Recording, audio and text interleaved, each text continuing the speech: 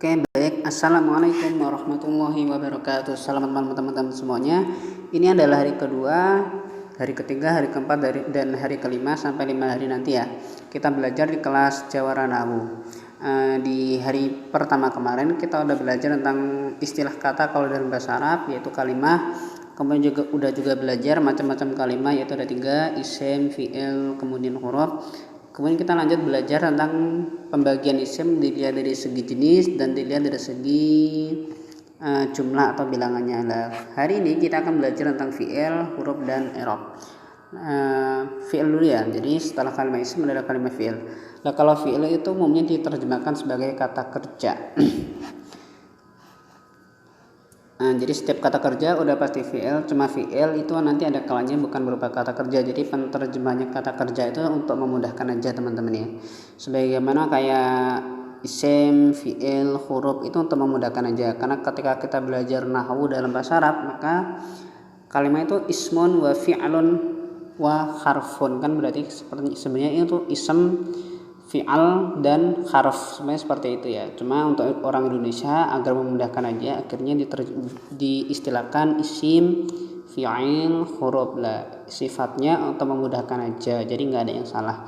Sebagaimana ketika isim diterjemahkan sebagai kata benda, fi'il diterjemahkan sebagai kata kerja, dan huruf diterjemahkan sebagai kata bantu. Kalau huruf itu ada macam-macam sih, cuma ya itu sifatnya untuk memudahkan aja. Jadi ada menerjemahkan huruf sebagai kata sambung, kata tugas, kata bantu, terserah. Tapi insya Allah itu sifatnya untuk memudahkan aja teman-teman ya. Oke, lanjut, saya masukkan foto.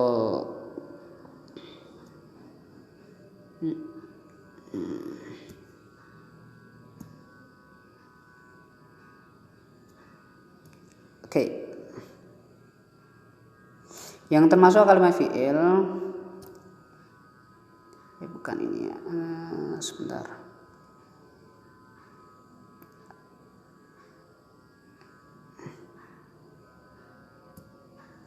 Mana ya?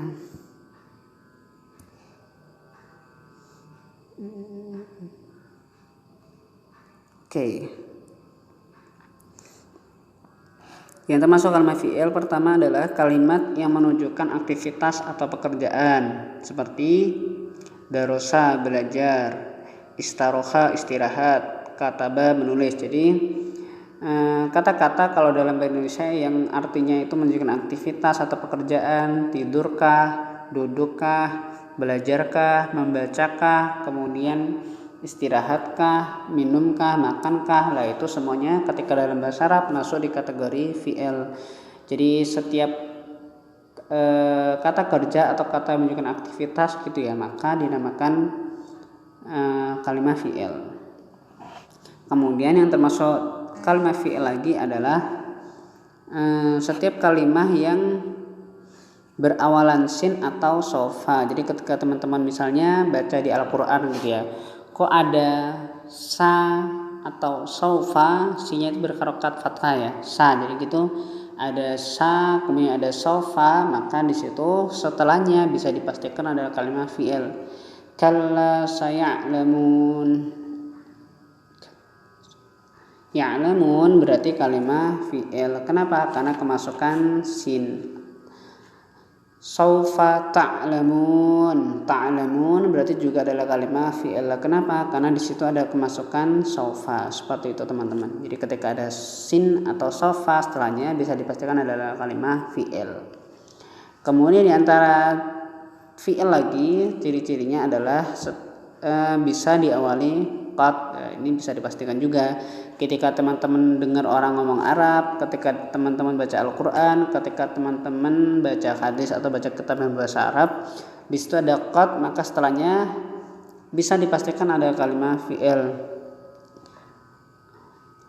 Laqad kana, kana berarti adalah termasuk fi'il. Kenapa? Karena ada pendahuluan qad. Qad tabayyana, la tabayyana berarti juga kalimat fi'il. Dari mana tahu? Karena kedahuluan qad atau diawali qad. Misalnya lagi qad qamat as-shalah, qamat berarti kalimat fi'il juga. Kenapa? Dari mana tahu? Karena ada qad di situ. Jadi setelah qad maka bisa dipastikan ya kalimat fi'il. Kemudian termasuk kalimat fi'il lagi adalah setiap kata berakhiran tak ta'nis. Setiap kata berakhiran tak ta'nis. Misalnya khadarat, ja'at, qamat. Nah, di situ adalah kalimat fi'il. Dari mana tahu? Karena ada tak ta'nis di situ, tak ta'nis sakinah. Tak ta'nis itu telah menunjukkan perempuan, nanti bisa dijelaskan insyaallah. Kemudian sakinah, as-sakinah itu artinya tenang atau mati gitu ya. Jadi tak ta'nis yang yang bersukun gitu. Tak ta'nis yang bersukun. Seperti teman-teman ini ada banyak ciri-cirinya, bisa kita jadikan indikasi bahwa kalimat ini fi'il ada banyak. Cuma di kesempatan ini saya contohkan ini aja ya. Insyaallah nanti di kesempatan lain saya doakan insyaallah teman-teman belajar nahwunya makin mendalam gitu ya. Cuma sederhana yang umum ada di kitab-kitab nahwu ya 3 ini. Kemudian lanjut ke kalimat huruf ya.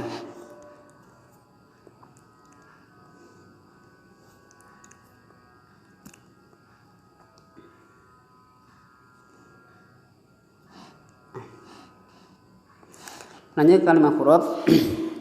Berbeda dengan 2 kalimat lain, kalimat huruf ini pasti memerlukan gandengan dalam penggunaannya, entah bergandengan dengan isim atau dengan fi'il. Jadi kalimat huruf itu kan biasanya diartinya, kalau kita belajar nahwu kan ada istilah isim itu adalah kalimat yang bisa memberikan arti pada dirinya sendiri dan tidak ada kaitannya dengan waktu. Nah, kalau fi'il itu adalah sama dengan isim, bisa memberikan arti pada dirinya sendiri, cuma bedanya kalau fi'il itu ada keterkaitan dengan waktu, lampau, sekarang, akan datang, itu fi'il. Nah, kalau huruf itu nggak akan punya arti yang sempurna kecuali punya gandengan dengan kalimat lain gitu ya. Karena itu ada filosofi huruf itu letaknya di akhir. Kenapa? Karena nggak mandiri sendiri. Kalau isim dan fi'il kan mandiri gitu ya. Itu ada sebenarnya ada filosofi tersendiri. Tapi di sini saya nggak ingin menyampaikan yang jelimet-jelimet. Di sini saya usahakan menerangkan nahwu secara sederhana. Adapun pengembangannya nanti teman-teman bisa tanya-tanya di diskusi nahwu gitu ya. Diskusi jawara maksud saya. Nah, di sini kalimat ini banyak jelasnya. Jadi huruf itu nggak ada tanda-tandanya ya, maka harus dihafalkan. Cuma di kesempatan ini saya bubuhkan gitu ya huruf-huruf yang sering kita jumpai di kitab kuning atau dalam percakapan. Jadi saya bubuhkan yang seperlunya dulu. Nanti insyaallah di akhir ada tambahan-tambahan lagi.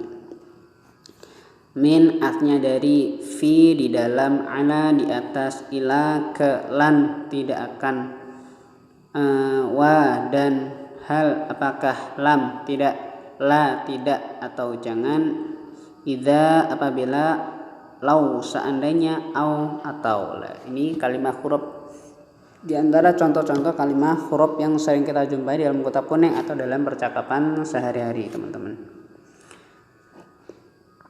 Secara cukup lanjut ke bab i'rab. Lah, i'rab ini sebentar. Oke. I'rab ini mudahnya adalah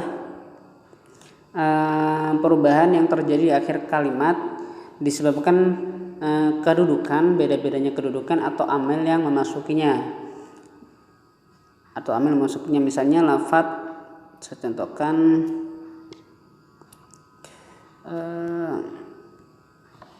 contohkan lafaz apa ya?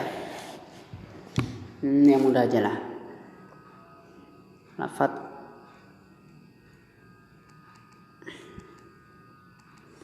Allah misalnya. Lafaz Allah ini ketika kita membaca di Al-Quran gitu ya, maka haknya ini bisa mengalami perubahan harokat akhirnya, karena yang dipelajari di nahwu itu adalah harokat akhir. Maka harokat akhir dari lafaz Allah adalah hak. Maka yang bisa berubah adalah atau mengalami perubahan adalah hak ini. Ada kalanya Bismillahirrahmanirrahim dibaca kasroh. Ada kalanya juga dijumpai dibaca dhammah pada ayat kursi Allahu la ilaha illa huwal hayyul qayyum. Ada kalanya juga sering kita jumpai innallaha ma'as sabirina, hanya berharokat fathah. La bismillahi kasrah, kemudian Allahu la ilaha illa huwal hayyul qayyum, Allahnya harokat akhirnya dhammah, kemudian innallaha harokat akhirnya berubah jadi fathah. Berubah-ubahnya keadaan akhir pada lafaz Allah ini dinamai i'rab seperti itu. Jadi i'rab itu perubahan di akhir kata. Seperti itu teman-teman. Kemudian i'rab itu sebentar saya hapus dulu. Kemudian i'rab itu berjumlah 4. Sebentar saya cari filenya. Ini. Nah, sini saya contohkan. Macam-macam i'rab itu ada 4. Jadi suatu kalimat yang bisa mengalami perubahan atau mengalami i'rab itu ada kalanya i'rabnya rafa, ada kalanya i'rabnya nasab, ada kalanya i'rabnya jar, kemudian ada kalanya i'rabnya jazm. Jadi i'rab itu ada kalanya rafa, ada kalanya nasab, ada kalanya jar, ada kalanya jazm. Lah di antara 3 kalimat isim, fi'il, huruf itu ada yang bisa mengalami perubahan, ada juga yang nggak bisa mengalami perubahan. Yang bisa mengalami i'rab atau mengalami perubahan dinamakan kalimat mu'rab. Berarti Allah tadi termasuk kalimat yang mu'rab, bisa mengalami perubahan. Kemudian kalimat yang tidak bisa mengalami perubahan atau tidak menerima perubahan adalah kalimat yang mabni. Jadi ada kalimat mu'rab, ada kalimat mabni. Cuma di 5 hari ini kita fokus di yang mu'rab ya. Karena inti pelajaran nahwu itu adalah mempelajari perubahan akhir. Jadi saya insyaallah kalau dalam bab i'rab semoga lengkap. Jadi seperti yang saya katakan tadi, i'rab itu ada rafa, nasab, jar dan jazm. Jadi kalimat-kalimat yang mu'rab itu nanti bisa ber'irab rafa, nasab, jar dan jazm. Kemudian perlu saya jelaskan juga teman-teman, di antara 3 isim, fi'il, huruf itu kalimat huruf sendiri yang mabni. Jadi kalimat huruf itu mutlak mabni. Jadi nggak bisa mengalami perubahan. Kayak misalnya min tadi yang saya contohkan, min itu ya nggak bisa mabni, nggak bisa mini, nggak bisa minu, nggak bisa mina. Fi nggak bisa via, fiu nggak bisa. Ala nggak bisa, ali nggak bisa, alu, seperti itu ya. Jadi kalimat huruf itu mabni, nggak bisa mengalami perubahan pada huruf akhirnya.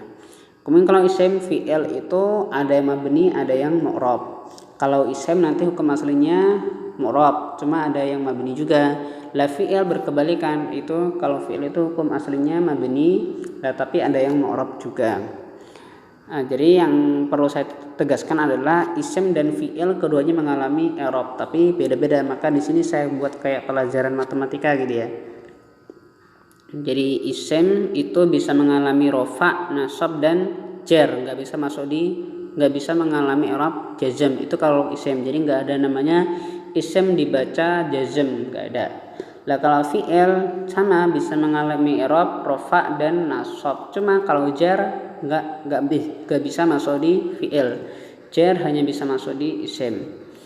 Lah kalau jazm bisa masuk di fi'il. Jadi i'rab yang bisa masuk di fi'il ada rafa, nasab dan jazm, seperti teman-teman. Jadi isim jar hanya bisa masuk di isim, jazm hanya bisa masuk di fi'il. Jadi nggak ada namanya fi'il dibaca jar, seperti itu. Maka di sini saya kasih keterangan i'rab berjumlah 4, rafa, nasab, ada typo ya, nasab, jar dan jazm. Dari keempat i'rab tersebut ada yang bisa masuk di 2 kalimat isim dan fi'il, ada pula yang hanya bisa masuk di salah satu kalimat saja. Jadi rafa, nasab bisa masuk di 2 kalimat, bisa masuk di isim, bisa masuk di fi'il. Kalau jar sama jazm hanya bisa masuk di salah satu kalimat saja. Jar hanya bisa masuk di isim, jazm hanya bisa masuk di fi'il. Oke.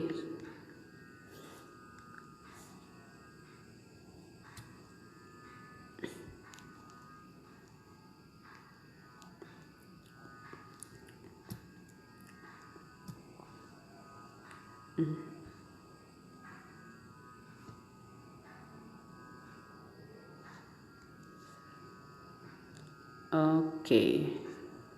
Ini tadi yang Lah ini tadi ada yang di grup diskusi ada yang bilang typo, emang typo.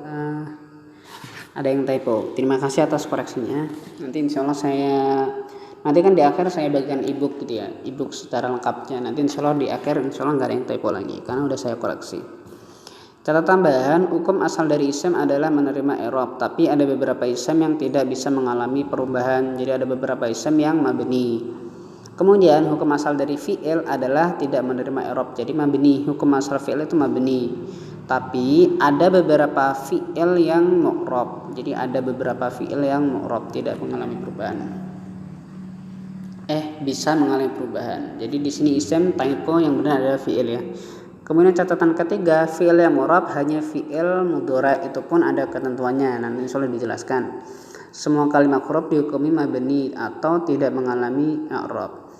Seperti teman-teman, semoga termudahkan untuk memahami. Semoga bermanfaat. Wassalamualaikum warahmatullahi wabarakatuh.